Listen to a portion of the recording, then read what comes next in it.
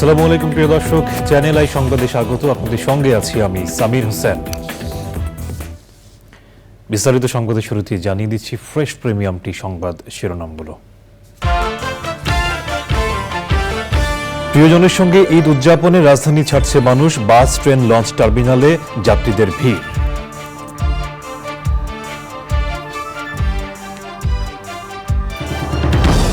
পবিত্র হজের অন্যতম ফরজ আদায়ে সৌদি আরবের মিনায় মুসল্লিরা, শনিবার শুরু মূল আনুষ্ঠানিকতা।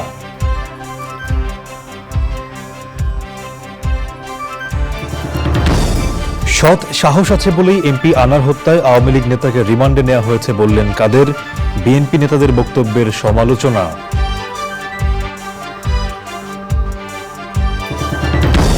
আওয়ামী লীগের ৭৫তম প্রতিষ্ঠাবার্ষিকীর থিম সঙের রেকর্ডিং চ্যানেল আইয়ে, সংসদ সদস্য ও স্বাধীন বাংলা বেতার কেন্দ্রের কণ্ঠযোদ্ধাদের অংশগ্রহণ। এবং টি-20 বিশ্বকাপে নেদারল্যান্ডসকে হারিয়ে সুপার 8-এ যাওয়ার লড়াইয়ে এগিয়ে Bangladesh, man of the match Shakib Al Hasan.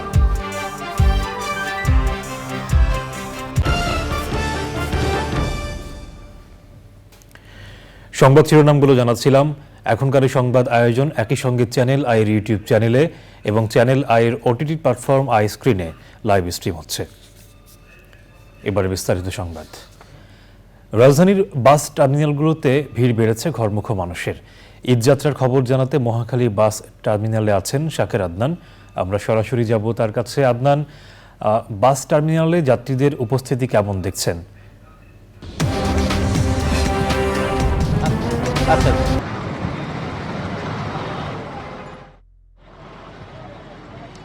Samir ধন্যবাদ। আমরা গাবতলী হয়ে তারপরে সায়দাবাদ হয়ে এখন মহাখালী বাস টার্মিনাল আসলাম এবং এর মাঝখানে মালিবাগও গিয়েছিলাম।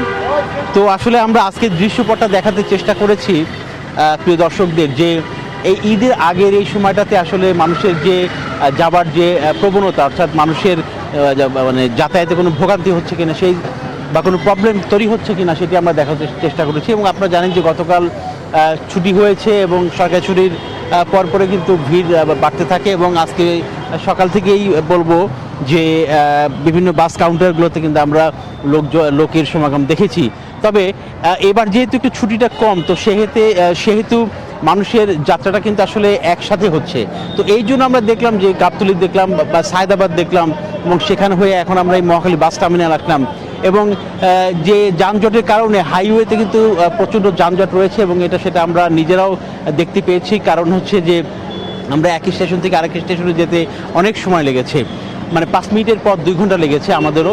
তো সেই হিসেবে আমরা দেখলাম যে হাইওয়েতে যানজটের কারণে ঢাকায় যে গাড়িগুলো গতকাল রাতে বের হয়েছে সেই গাড়িগুলো এখনও আসেনি এবং এই কারণে যে প্রত্যেকটি পরিবহনে কিন্তু প্রায় যে দেখা যাচ্ছে যে তাদের যে শিডিউল সেটা কিন্তু আসলে তারা ঠিক রাখতে পারছেন না, এত যানজট।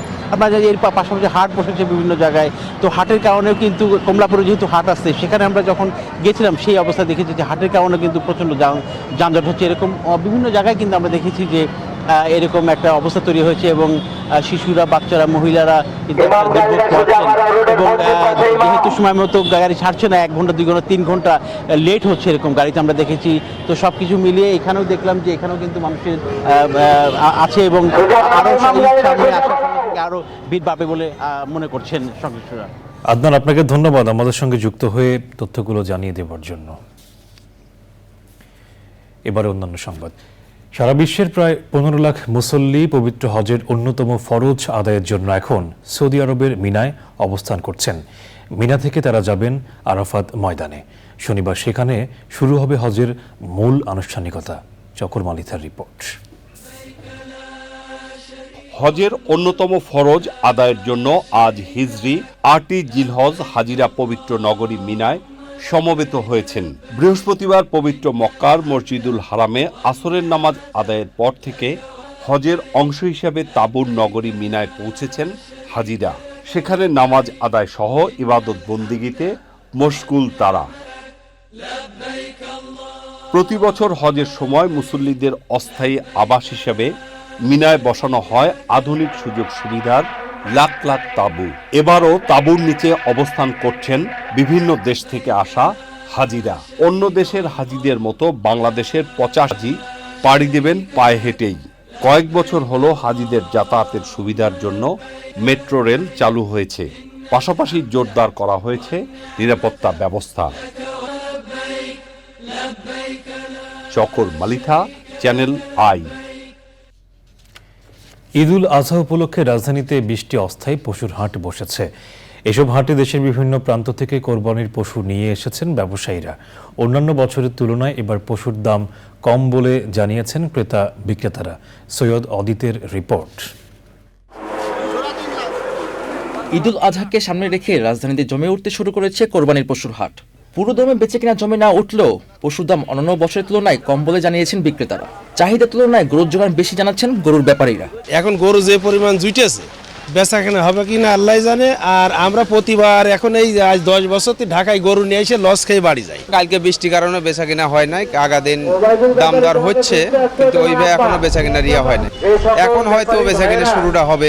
8 লাখ, 8.5 লাখ টাকার আছে, 6 লাখ টাকার আছে, 5 লাখ টাকা দামের গরু আছে, আমাদের সব বিভিন্ন দামের গরু আছে।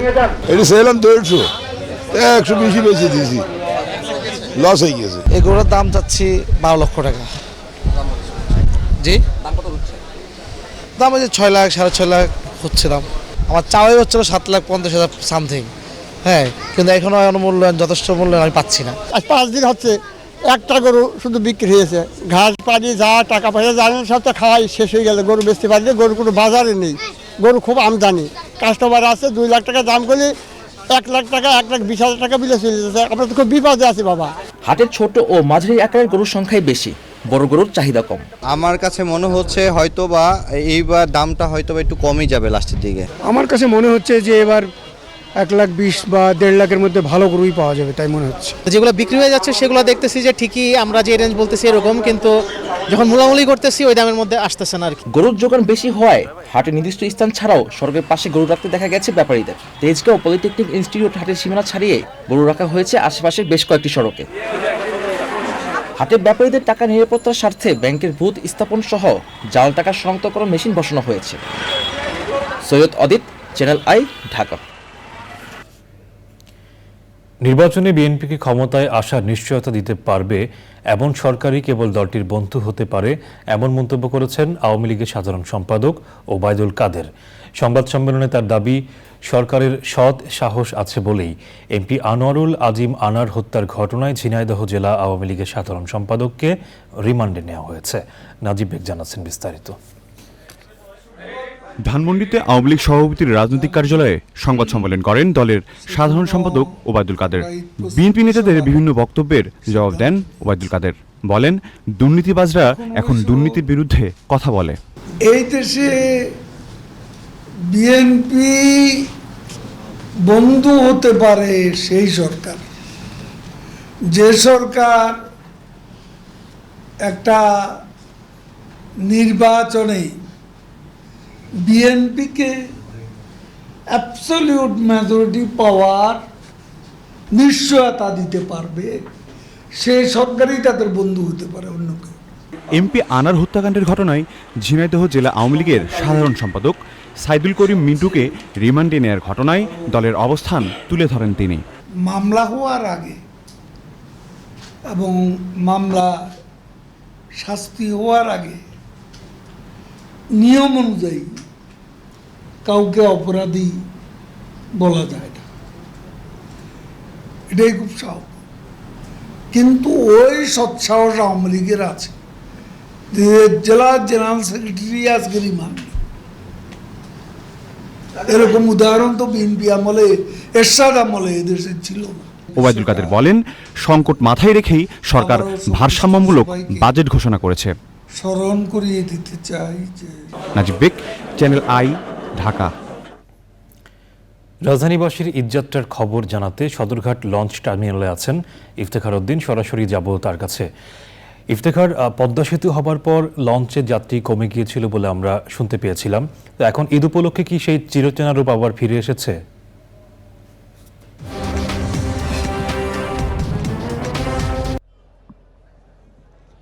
আমি এখন আছি সামির সদরঘাট লঞ্চ টার্মিনালে। এখানে আসলে সারা দিনই হলো চাঁদপুরের লঞ্চগুলো ছেড়ে যায়, আর ভোলার লঞ্চগুলো দুপুরের পরপর বা দুপুরের আগে আগে ছাড়ে। এবার ঈদ উপলক্ষে বিআইডব্লিউটিসি কর্তৃপক্ষ 41টি লঞ্চ মজুদ রেখেছে অতিরিক্ত যাত্রী চাহিদা সামাল দেওয়ার জন্য। তবে বরিশালের যে যাত্রীগুলো রয়েছেন তারা আসলে পদ্মা সেতু হওয়ার ফলে সেই চাপটা অনেকটাই কমে গেছে লঞ্চের উপর। আপনি দেখবেন যে লঞ্চগুলো এখানে যে লঞ্চগুলো দাঁড়িয়ে আছে সেগুলো হলো ভোলা, লালমোহন, পাথরঘাটা, বোরহানুদ্দিন, পটুয়াখালী, গলাচিপার লঞ্চ। এখানে মূলত সেই জায়গার লঞ্চগুলোই দাঁড়ায়। সেই লঞ্চগুলো বেলা 3:30 থেকে 4টা বা 5:30 থেকে মানে 3:30টার পর থেকে একটার পর একটা লঞ্চ ছেড়ে যাবে। তার আগেই আপনি দেখতে পাচ্ছেন যে কি পরিমাণ উপচে পড়া ভিড় এই যে সদরঘাটের মধ্যে ঘরমুখ মানুষজনের।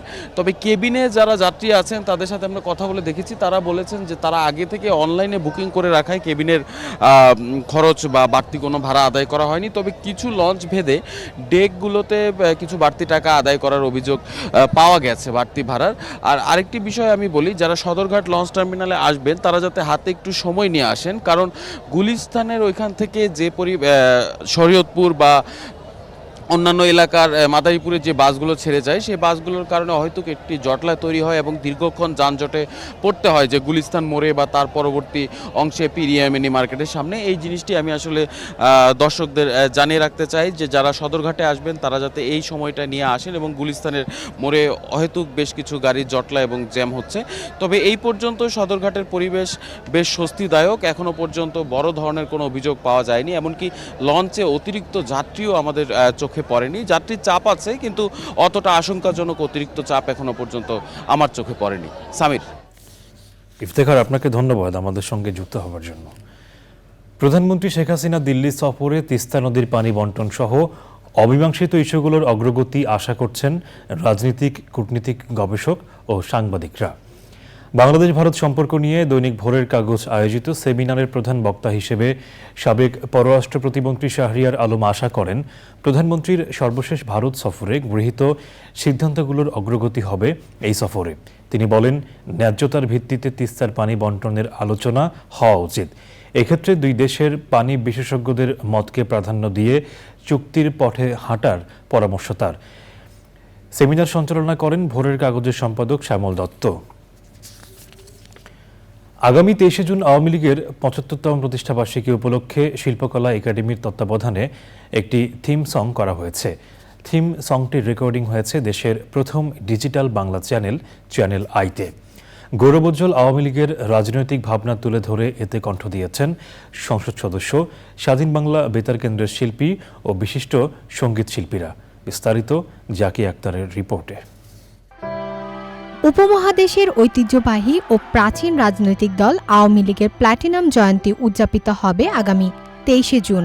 1971-এর মহান মুক্তিযুদ্ধে নেতৃত্ব দানকারী দলটি নানা চড়াই উতরাই পাড়ি দিয়ে টানা চতুর্থবারের মতো সরকার পরিচালনায় ডিজিটাল বাংলাদেশ করে আজ স্মার্ট বাংলাদেশ গড়ার নেতৃত্বে। আওয়ামী লীগের গৌরব ও আনন্দকে ভাগাভাগি করে নিতে শিল্পকলা একাডেমির তত্ত্বাবধানে প্ল্যাটিনাম জয়ন্তী থিম সং-এর আয়োজন। থিম সংটি করা হয় সংসদ সদস্য, স্বাধীন বাংলা বেতার কেন্দ্রের শব্দ সৈনিক, তারকা শিল্পী, বিশিষ্ট সঙ্গীত শিল্পী এবং শিল্পকলা একাডেমির শিল্পীদের কণ্ঠে। গানটি রেকর্ড করা হয়েছে চ্যানেল আইয়ের রেকর্ডিং স্টুডিওতে মিউজিশিয়ান ও সাউন্ড ইঞ্জিনিয়ার আজম বাবুর নেতৃত্বে।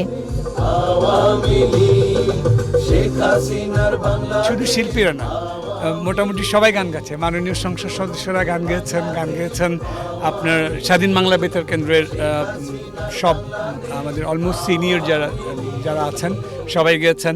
সঙ্গীত শিল্পীদের সঙ্গে এক কাতারে কণ্ঠ মিলিয়ে আনন্দিত সংসদ সদস্যরা। আওয়ামী লীগের এই থিম সংটা করতে গিয়ে শুধু আওয়ামী লীগ ছাত্রলীগটাকেই মনে করতে পারছি না, আমার সেই ছাত্র জীবনে আমি চলে গেছি। 75 বছর পূর্তি উপলক্ষে আজকের এই আয়োজন আমি মনে করি যে চমৎকার একটি আয়োজন। এই থিম সংটি কেবল বাংলাদেশ নয়, জাতি হিসেবে, বাঙালি জাতি হিসেবে এটি আমাদের জন্য অসম্ভব গর্বের একটি বিষয়, অসম্ভব আনন্দের একটি বিষয়।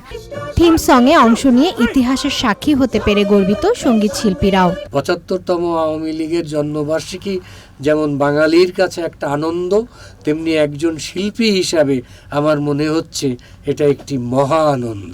গানটি নতুন প্রজন্মের জন্য উচ্ছ্বাস বলবো। এটি এত রিদমিক হয়েছে, এত সুন্দর কথায়। কথার গাঁথনিটা খুব ভালো, সহজবোধ্য, আর সুরটাও খুব মেলোডিয়াস। কবির বকুলের কথা ও সুরে 50 জন শিল্পীর অংশগ্রহণের এই থিম সঙ্গে সঙ্গীতায়োজন করেছেন কিশোর দাস। Zakia Akter, channel I, Dhaka. এবারে নিউকেয়ার টি-20 ওয়ার্ল্ড কাপ ক্রিকেট। টি-20 বিশ্বকাপ নিয়ে আরও নতুন নতুন তথ্য জানাতে নিউজরুমের নিউকেয়ার প্যাভিলিয়নে আছেন তানভীর আহমেদ। সরাসরি যুক্ত হচ্ছেন তিনি। তানভীর, বিশ্বকাপ নিয়ে আর কি তথ্য আছে আপনার কাছে? সামির, আপনি জানেন যে টি-20 বিশ্বকাপের 3 ম্যাচের মধ্যে 2টিতে জিতে প্রায় সুপার 8 নিশ্চিত করে ফেলেছে বাংলাদেশ। 17 জুন অর্থাৎ ঈদের দিন ভোরে নেপালের বিপক্ষে গ্রুপ পর্বের শেষ ম্যাচে মাঠে নামবে বাংলাদেশ দল। আর এই ম্যাচ জিতলে টি-20 বিশ্বকাপে প্রথমবারের মতো 3 ম্যাচ জিতবে টিম টাইগার্স। নেদারল্যান্ডসের বিপক্ষে জয়ের নায়ক সাকিব আল হাসানকে নিয়ে যদি একটু কথা বলি, সাকিব ওয়ানডে ওয়ার্ল্ড কাপের পর থেকে খুব একটা ফর্মে ছিলেন না চোখের সমস্যার কারণে। এই টি-20 বিশ্বকাপেও তিনি প্রথম 2 ম্যাচ অফ ফর্মে ছিলেন, ব্যাটে বলে কোথাও ভালোমতো সুবিধা করতে পারছিলেন না। কিন্তু গত ম্যাচে নেদারল্যান্ডসের বিপক্ষে তিনি ম্যান অফ দ্য ম্যাচ হয়েছেন।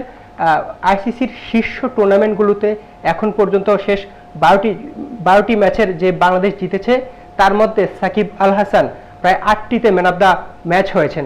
আপনি বুঝতেই পারছেন সাকিবের ফর্মে ফেরাটা দলের জন্য কতটা স্বস্তির।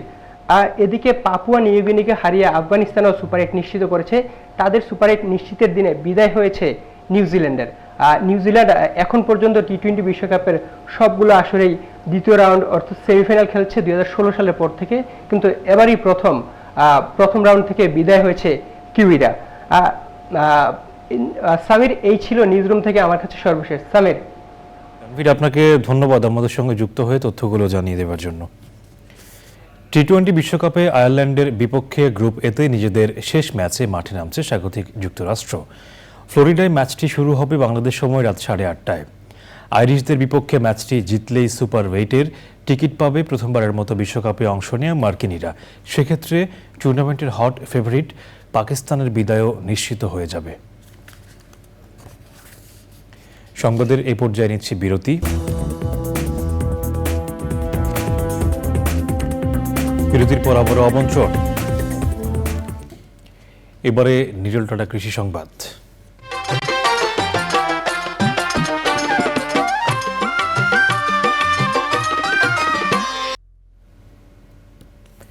কুড়িগ্রামে চরাঞ্চলে পালন করা দেশীয় গরু দিয়েই কোরবানির চাহিদা মিটছে। স্থানীয় চাহিদা মেটানোর পাশাপাশি দেশের বিভিন্ন অঞ্চলে কোরবানির গরু সরবরাহ করছেন ব্যবসায়ীরা। হবিগঞ্জে গরুর বাজার জমে উঠেছে। এবার গোখাদ্যের দাম বেড়ে যাওয়ায় গরুর দামও বেশি চাচ্ছেন খামারিরা। এবারে প্রকৃতি সংবাদ।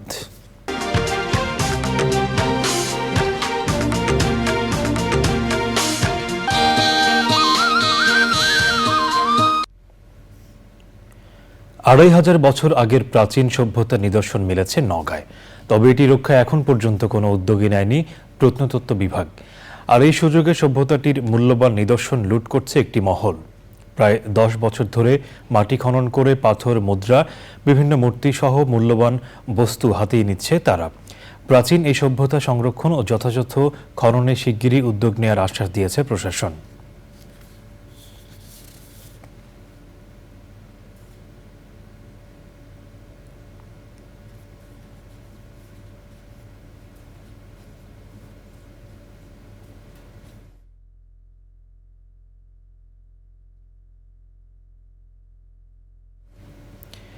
এবারে খেলার খবর।